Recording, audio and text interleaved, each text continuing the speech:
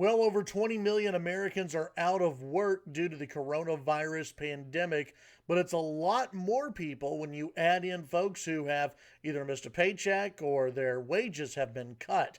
Hey everyone, I'm Chad Hasty, host of the Chad Hasty Show, which airs weekday mornings 8:30 to 11 a.m. Central Time on News Talk 95.1 FM and 790 AM KFYO. More than 4 in 10 Americans polled said their wages had been cut or they've lost jobs altogether because of the coronavirus pandemic. A new poll finds, this from the Pew Research Center, found that 28% of respondents had lost their jobs or had been laid off because of the coronavirus outbreak, which has infected nearly 800,000 people in the United States. A third have had to take a pay cut. A combined 43% of Americans said one or both of those had applied to them. So think about that. 43% of Americans said they've either lost their job or they've had to take a pay cut. If you add in actually the amount of people who fear that they will lose their job or they will see lost wages, that number probably skyrockets.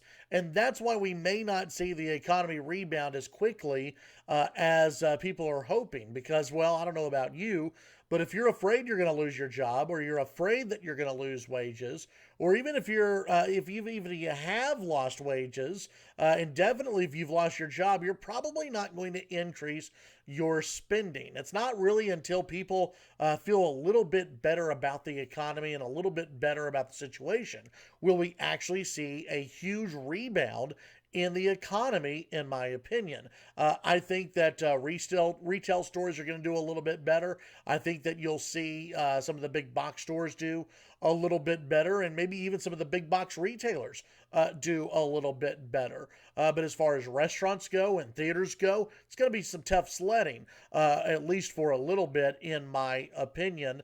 The cuts are especially troubling if the threat of coronavirus extends for months. According to thehill.com, a majority of respondents, 53%, said they did not have enough in savings to cover for their expenses for 3 months in case they have an emergency like the pandemic-related shutdown.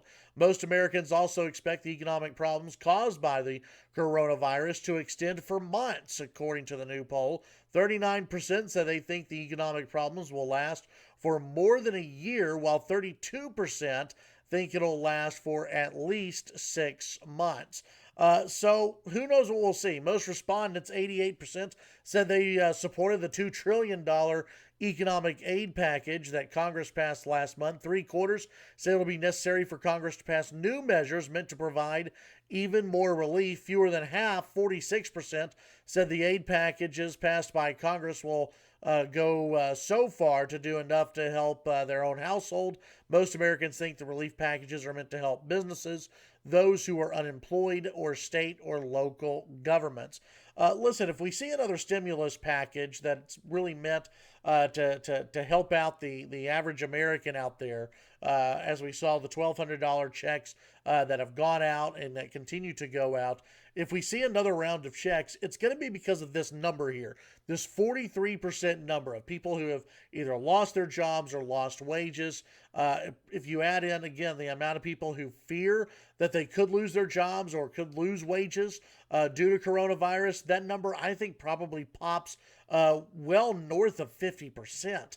If I had to take a wild guess. And then you add in the people who own businesses who they're trying to make it right now, but can they make it over the next few months? That's the big question. Listen, there's a very real possibility that we'll see another round of stimulus checks go out because people just may not have the confidence in the economy without getting a little bit of help from the government. Tune in to the Chad Hasty Show weekday mornings, 8:30 to 11 a.m. Central Time on News Talk 95.1 FM and 790 AM KFYO. Something that can go to really help out the situation: reopen America, reopen Lubbock, reopen Texas, let businesses, open their doors and let employees go back to their jobs, and that would instill a little bit more confidence into the economy. Tune in to the Chad Hasty Show, and on the Wednesday edition of the program, we'll visit with the folks from the RNC. Also, Larry Williams will join us, and we'll also visit with the director of the Free Market Institute at Texas Tech. Dr. Ben Powell will join us at 10 a.m. to talk about the economic shutdown, free markets, and more. Have a great day. We'll visit with you later.